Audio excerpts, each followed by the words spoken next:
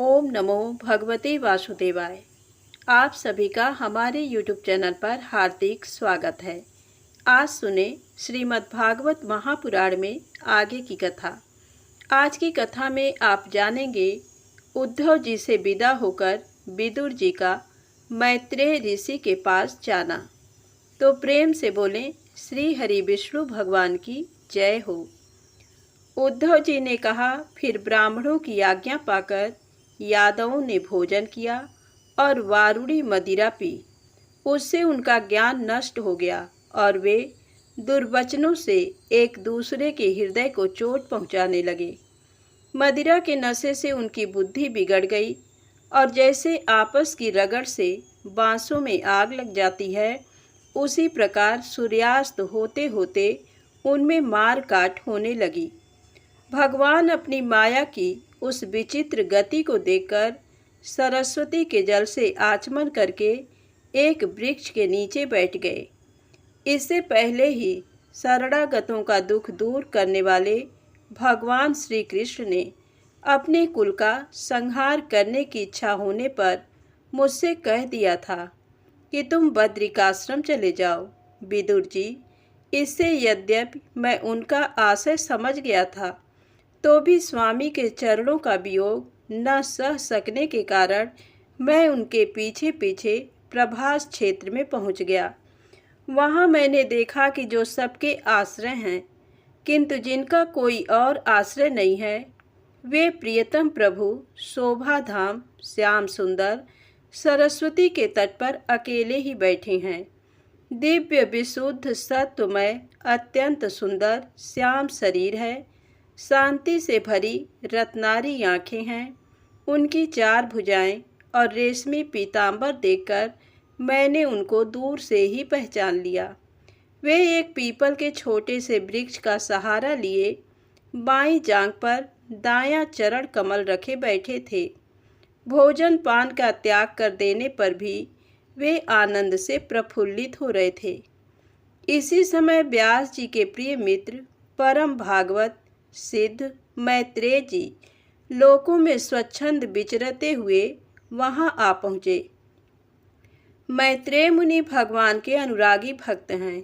आनंद और भक्ति भाव से उनकी गर्दन झुक रही थी। उनके सामने ही श्री हरि ने प्रेम एवं मुस्कान युक्त चितवन से मुझे आनंदित करते हुए कहा। श्री कृष्ण भगवान कहते हैं, मैं तुम्हारी आंतरिक अभिलाषा जानता हूँ, इसलिए मैं तुम्हें वह साधन देता हूँ जो दूसरों के लिए अत्यंत दुर्लभ है। उद्धव, तुम पूर्व जन्म में वसु थे। विश्व की रचना करने वाले प्रजापतियों और वसुओं के यज्ञ में मुझे पाने की इच्छा सही तुमने मेरी आराधना की थी। साधु स्वभाव उद्धव, संसार में तुम्हारा ये अंतिम जन्म है, क्योंकि इसमें तुमने मेरा अनुग्रह प्राप्त कर लिया है। अब मैं मर्त्यलोक को छोड़कर अपने धाम में जाना चाहता हूँ। इस समय यहाँ एकांत में तुमने अपनी अनन्य भक्ति के कारण ही मेरा दर्शन पाया है। ये बड़े सौभाग्य की बात है। पूर्व काल के आरंभ में मैंने अपने नाभि कमल पर बैठे हुए ब्रह्मा को अपनी महिमा के प्रकट करने वाले जिस श्रेष्ठ ज्ञान का उपदेश किया था और जिसे विवेकी लोग भागवत कहते हैं, वही मैं तुम्हें देता हूँ। विदुर जी, मुझ पर तो प्रतिक्षण उन परम पुरुष की कृपा वर्षा करती थी। इस समय उनके इस प्रकार आदर पूर्वक कहने से स्नेहवश मुझे रोमांच हो आया। मेरी वाणी गदगद हो गई और नेत्रों से आंसुओं की धारा बहने लगी। उस समय मैंने हाथ जोड़कर उनसे कहा, स्वामिन, आपके चरण कमलों की सेवा करने वाले पुरुषों को इस संसार में अर्थ, धर्म, काम, मोक्ष, इस चारों में से कोई भी पदार्थ दुर्लभ नहीं है। तथापि मुझे उनमें से किसी की इच्छा नहीं है। मैं तो केवल आपके चरण कमलों की सेवा के लिए ही लालायित रहता हूँ। प्रभो, आप निष्प्रिय होकर भी कर्म करते हैं, अजन्मा होकर भी जन्म लेते हैं, काल रूप होकर भी शत्रु के डर से भागते हैं और द्वारका के किले में जाकर छिपे रहते हैं। तथा स्वात्मा राम होकर भी 16,000 स्त्रियों के साथ एक साथ रमण करते हैं। इन विचित्र चरित्रों को देखकर विद्वानों की बुद्धि भी चक्कर में पड़ जाती है। देव, आपका स्वरूप ज्ञान सर्वदा अबाध और अखंड है, फिर भी आप सलाह लेने के लिए मुझे बुलाकर जो भोले मनुष्यों की तरह बड़ी सावधानी से मेरी सम्मति पूछा करते थे, प्रभो, आपकी वह लीला मेरे मन को मोहित सा कर देती है। स्वामीन, अपने स्वरूप का गूढ़ रहस्य प्रकट करने वाला जो श्रेष्ठ एवं समग्र ज्ञान आपने ब्रह्मा जी को बतलाया था, वह यदि मेरे समझने योग्य हो तो मुझे भी सुनाइए, जिससे मैं भी संसार दुख को सुगमता से पार कर जाऊं। जब मैंने इस प्रकार अपने हृदय का भाव निवेदित किया, तब परम पुरुष कमल नयन भगवान श्री कृष्ण ने मुझे अपने स्वरूप की परम स्थिति का उपदेश दिया। इस प्रकार पूज्यपाद गुरु श्री कृष्ण से आत्म तत्व की उपलब्धि का साधन सुनकर तथा उन प्रभु के चरणों की वंदना और परिक्रमा करके मैं यहाँ आया हूँ।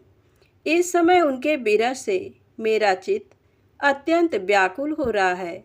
विदुर जी, पहले तो उनके दर्शन पाकर मुझे आनंद हुआ था, किंतु अब तो मेरे हृदय को उनकी विरह व्यथा अत्यंत पीड़ित कर रही है।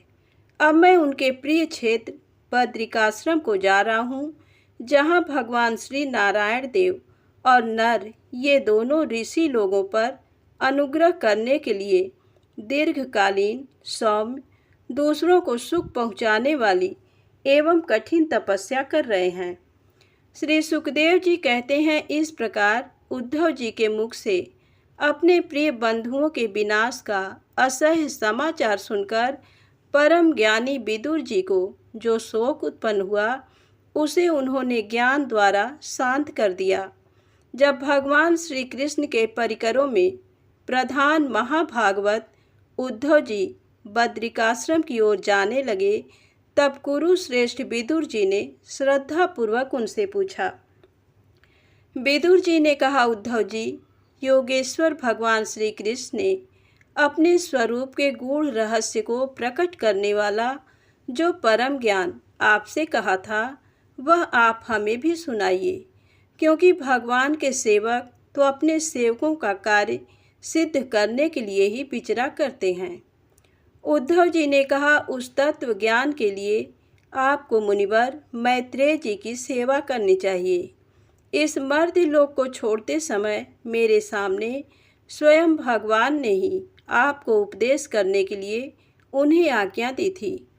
श्री सुखदेव जी कहते हैं, इस प्रकार विदुर जी के साथ विश्वमूर्ति भगवान श्री कृष्ण के गुणों की चर्चा होने से उस कथामृत के द्वारा उद्धव जी का वियोग जनित महान ताप शांत हो गया। यमुना जी के तीर पर उनकी वह रात्रि एक क्षण के समान बीत गई। फिर प्रातःकाल होते ही वे वहां से चल दिए। राजा परीक्षित ने पूछा, भगवान, वृषणकुल और भोज वंश के सभी रथी और यूथपतियों के भी यूथपति नष्ट हो गए थे। यहाँ तक कि त्रिलोकीनाथ श्रीहरि को भी अपना वह रूप छोड़ना पड़ा था। फिर उन सब के मुखिया उद्धव जी ही कैसे बचे रहे? श्री सुखदेव जी ने कहा, जिनकी इच्छा कभी व्यर्थ नहीं होती, उन श्रीहरि ने ब्राह्मणों के साप रूप काल के बहाने अपने कुल का संहार कर अपने श्री विग्रह को त्यागते समय विचार किया। अब इस लोक से मेरे चले जाने पर संयमी शिरोमणि उद्धव ही मेरे ज्ञान को ग्रहण करने के सच्चे अधिकारी हैं। उद्धव मुझसे अणु मात्र भी कम नहीं हैं, क्योंकि वे आत्मजयी हैं, विषयों से कभी विचलित नहीं हुए। अतः लोगों को मेरे ज्ञान की शिक्षा देते हुए वे यहीं रहें। वेदों के मूल कारण जगत गुरु श्री कृष्ण के इस प्रकार आज्ञा देने पर उद्धव जी बद्रिकाश्रम में जाकर समाधि योग द्वारा श्री हरि की आराधना करने लगे। कुरुश्रेष्ठ परीक्षित, परमात्मा श्री कृष्ण ने लीला से ही अपना श्री विग्रह प्रकट किया था और लीला से ही उसे अंतर्ध्यान भी कर दिया। उनका वह अंतर्धान होना भी धीर पुरुषों का उत्साह बढ़ाने वाला तथा दूसरे पशु तुल्य अधीर पुरुषों के लिए अत्यंत दुष्कर था। परम भागवत उद्धव जी के मुख से उनके प्रशंसनीय कर्म और इस प्रकार अंतर्धान होने का समाचार पाकर तथा ये जानकर कि भगवान ने परम धाम जाते समय मुझे भी स्मरण किया था, विदुर जी उद्धव जी के चले जाने पर प्रेम से विह्वल होकर रोने लगे। इसके पश्चात सिद्ध शिरोमणि विदुर जी यमुना तट से चलकर कुछ दिनों में गंगा जी के किनारे जा पहुँचे, जहाँ मैत्रेय जी रहते थे। श्री सुखदेव जी कहते हैं, परम ज्ञानी मैत्रेय मुनि हरिद्वार क्षेत्र में विराजमान थे। भगवत भक्ति से शुद्ध हुए हृदय वाले विदुर जी उनके पास जा पहुँचे और उनके साधु स्वभाव से आप्यायित होकर उन्होंने पूछा।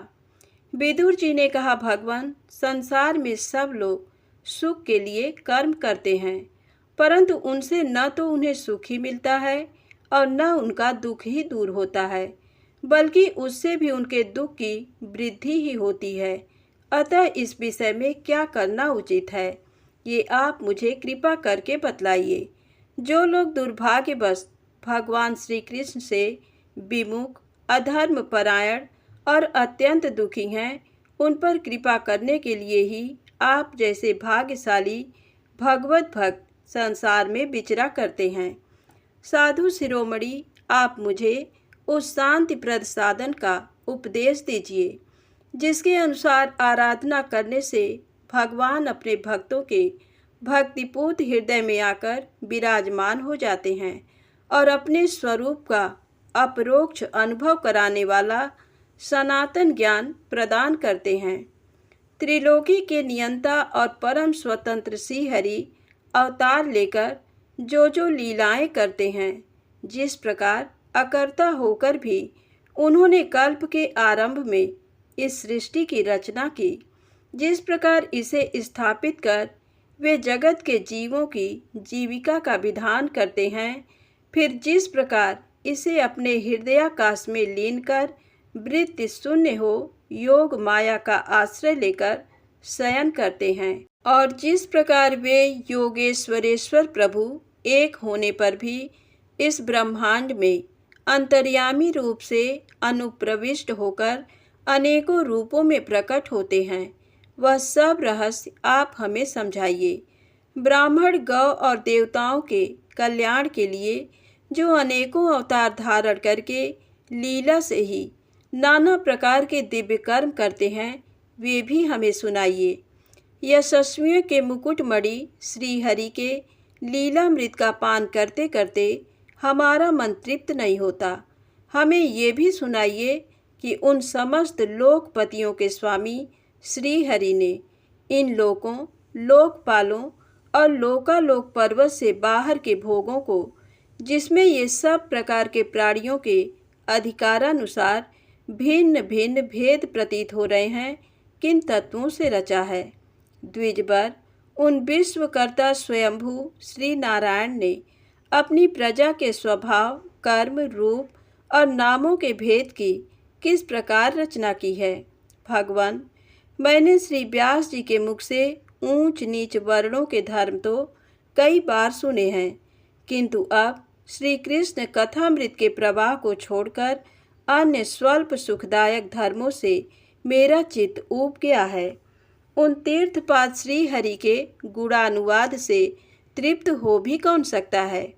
उनका तो नारद आदि महात्मागण भी आप जैसे साधुओं के समाज में कीर्तन करते हैं, तथा जब ये मनुष्यों के कर्ण रंध्रों में प्रवेश करते हैं, तब उनकी संसार चक्र में डालने वाली घर गृहस्थी की आसक्ति को काट डालते हैं।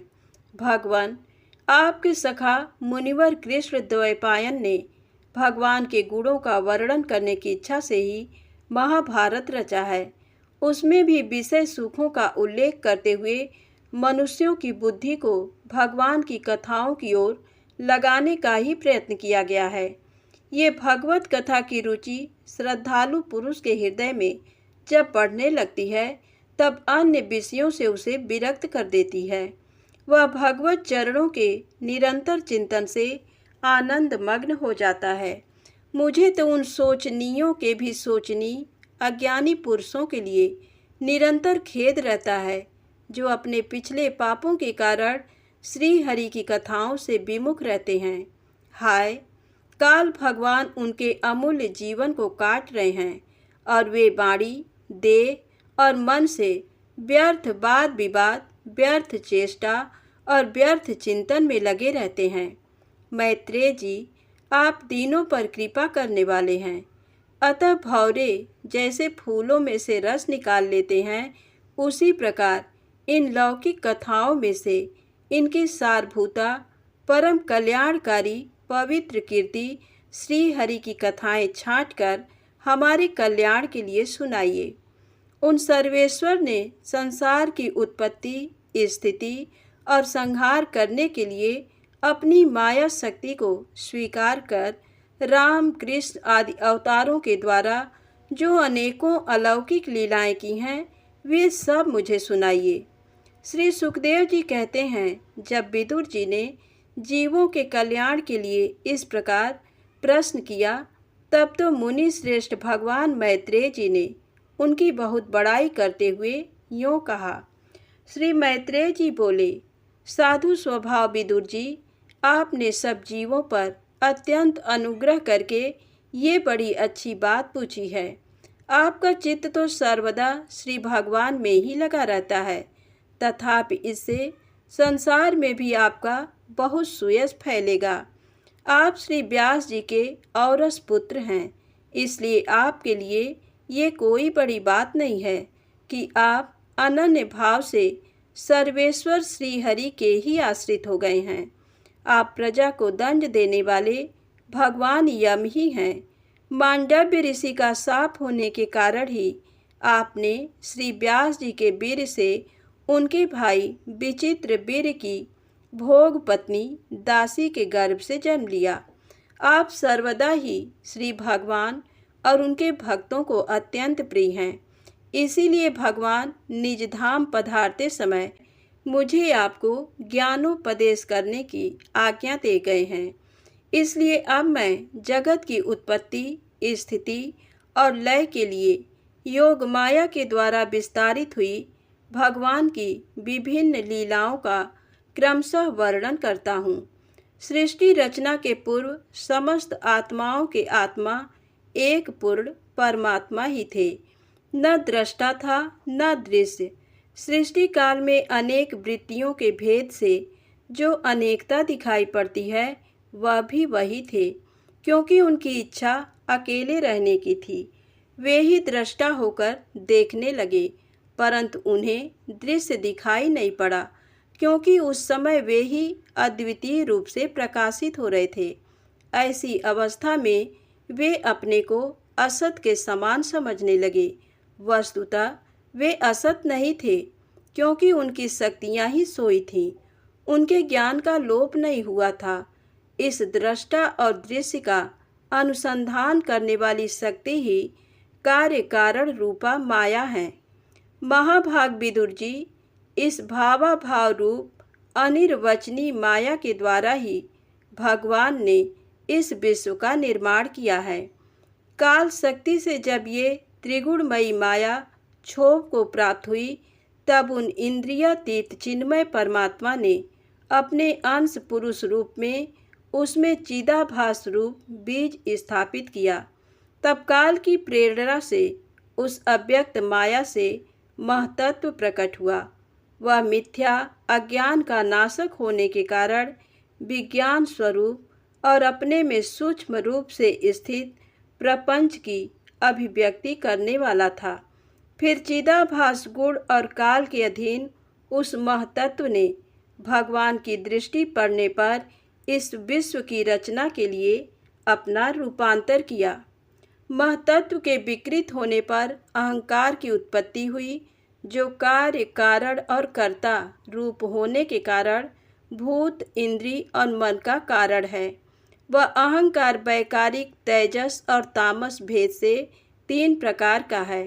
अतः अहं तत्व के विकार होने पर वैकारिक अहंकार से मन और जिनसे विषयों का ज्ञान होता है वे इंद्रियों के अधिष्ठाता देवता हुए। तेजस अहंकार से सूक्ष्म भूतों का कारण शब्द तन्मात्र हुआ और उससे दृष्टांत रूप से आत्मा का बोध कराने वाला आकाश उत्पन्न हुआ। भगवान की दृष्टि जब आकाश पर पड़ी तब उससे फिर काल, माया और चिदाभास के योग से स्पर्श तन्मात्र हुआ और उसके विकृत होने पर उससे वायु की उत्पत्ति हुई। अत्यंत बलवान वायु ने आकाश के सहित विकृत होकर रूप तन्मात्र की रचना की और उससे संसार का प्रकाशक तेज उत्पन्न हुआ। फिर परमात्मा की दृष्टि पड़ने पर वायु युक्त तेज से काल, माया और चिदंश के योग से विकृत होकर रस तन्मात्र के कार्य जल को उत्पन्न किया। तदनंतर तेज से युक्त जल ने ब्रह्मा का दृष्टिपात होने पर काल, माया और चिदंश के योग से गंध गुणमयी पृथ्वी को उत्पन्न किया। विदुर जी, इन आकाश आदि भूतों में से जो भूत पीछे पीछे उत्पन्न हुए हैं उनमें क्रमशः अपने पूर्व भूतों के गुण भी अनुगत समझने चाहिए।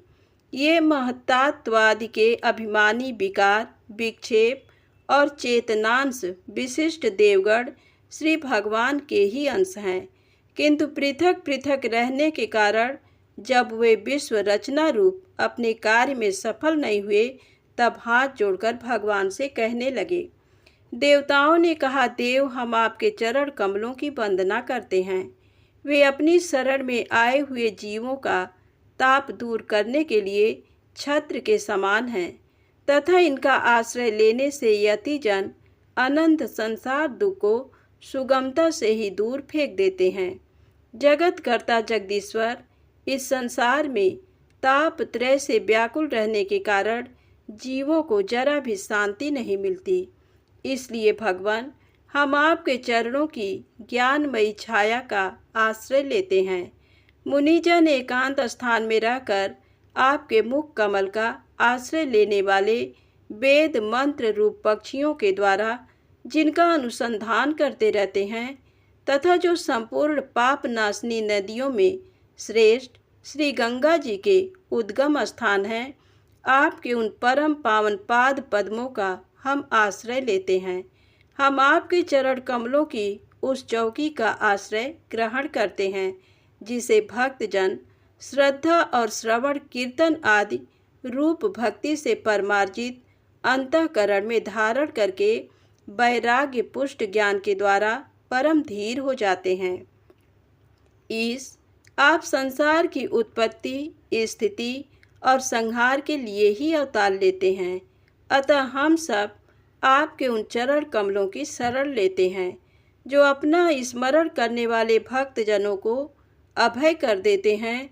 जिन पुरुषों का देह, गेह तथा उनसे संबंध रखने वाले अन्य तुच्छ पदार्थों में अहंता, ममता का दृढ़ दुराग्रह है, उनके शरीर में आपके अंतर्यामी रूप से रहने पर भी जो अत्यंत दूर हैं, उन्हीं आपके चरणार बिंदों को हम भजते हैं। परम यशस्वी परमेश्वर इंद्रियों के विषयाभिमुख रहने के कारण जिनका मन सर्वदा बाहर ही भटका करता है, वे पामर लोग आपके विलासपूर्ण पाद विन्यास की शोभा के विशेषज्ञ भक्तजनों के दर्शन नहीं कर पाते। इसी से वे आपके चरणों से दूर रहते हैं। देव, आपके कथामृत का पान करने से उमड़ी हुई भक्ति के कारण जिनका अंतःकरण निर्बल हो गया है, वे लोग वैराग्य ही जिसका सार है ऐसा आत्मज्ञान प्राप्त करके अनायास ही आपके वैकुंठ धाम को चले जाते हैं। दूसरे धीर पुरुष चित्त निरोध रूप समाधि के बल से आपकी बलवती माया को जीतकर आप में ही लीन तो हो जाते हैं, पर उन्हें श्रम बहुत होता है, किंतु आपकी सेवा के मार्ग में कुछ भी कष्ट नहीं है। आदिदेव, आपकी सृष्टि रचना की इच्छा से हमें त्रिगुणमय रचा है। इसलिए विभिन्न स्वभाव वाले होने के कारण हम आपस में मिल नहीं पाते और इसी से आपकी क्रीड़ा के साधन रूप ब्रह्मांड की रचना करके उसे आपको समर्पण करने में असमर्थ हो रहे हैं। अतः जन्म रहित भगवान, जिससे हम ब्रह्मांड रचकर आपको सब प्रकार के भोग समय पर समर्पण कर सकें और जहाँ स्थित होकर हम भी अपनी योग्यता के अनुसार अन्न ग्रहण कर सकें तथा ये सब जीव भी सब प्रकार की विघ्न बाधाओं से दूर रहकर हम और आप दोनों को भोग समर्पण करते हुए अपना अपना अन्न भक्षण कर सकें, ऐसा कोई उपाय कीजिए। आप निर्विकार पुराण पुरुष ही अन्य कार्य वर्ग के सहित हम देवताओं के आदि कारण हैं। देव, पहले आप अजन्मा ही ने सत्व आदि गुण और जन्म आदि कर्मों की कारण रूप माया शक्ति में चिदाभास रूप वीर स्थापित किया था। परमात्मा देव महतत्व आदि रूप हम देवगण जिस कार्य के लिए उत्पन्न हुए हैं उसके संबंध में हम क्या करें। देव, हम पर आप ही अनुग्रह करने वाले हैं, इसलिए ब्रह्मांड रचना के लिए आप हमें क्रिया शक्ति के सहित अपनी ज्ञान शक्ति भी प्रदान कीजिए। तो प्रेम से बोलें श्री हरि विष्णु भगवान की जय हो। आज की कथा बस यहीं तक। यदि आपको कथा अच्छी लगे तो प्लीज़ लाइक अवश्य करें, चैनल को सब्सक्राइब करें, शेयर करें। जय माता दी, जय भोलेनाथ।